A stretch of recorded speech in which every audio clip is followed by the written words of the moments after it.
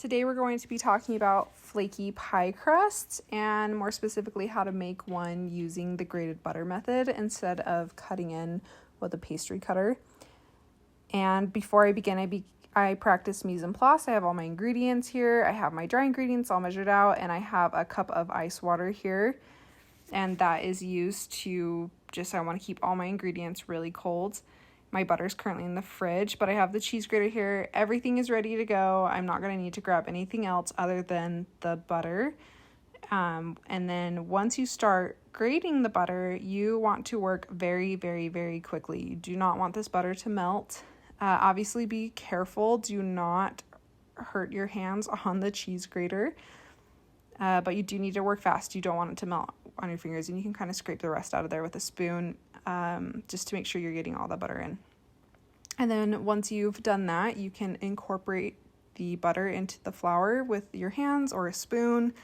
If you use your hands, again, just work really, really quickly. You don't want the heat from your hands to melt the butter. It will ruin the texture of the pie crust.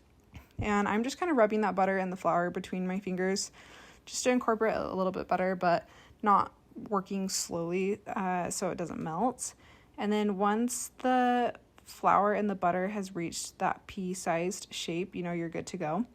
Now I'm going to incorporate gradually the water into the flour and butter mixture.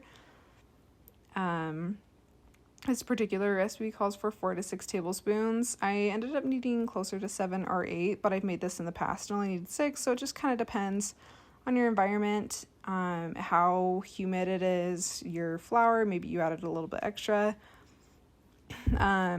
But you just really need to go by the look of the dough, and it's going to look quite dry. You do not want this to come together in like a Play-Doh form. You want it to be nice and dry. If you look, that looks like it kind of looks like where I started almost, but it's moist enough that I can bring it together. At this point, it wasn't coming together completely, so I did add an extra tablespoon of water in.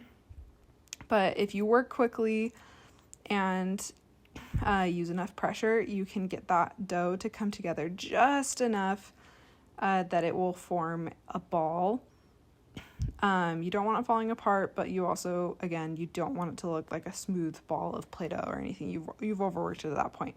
So now I can roll it out, and if you look, it's kind of coming apart slightly, and that's okay.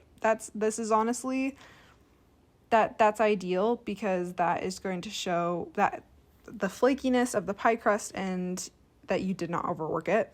It's okay if something kind of comes up a little bit. You can just sort of patch it up with your fingers. You can take a piece and patch it up in little areas if you need to, and then you'll roll that out, and at that point it's pretty much ready to go for whatever recipe you have intended it to use it for.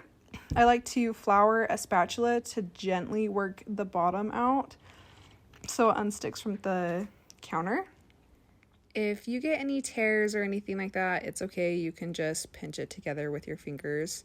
It's not the end of the world, but it's really important to still be working quickly at this stage.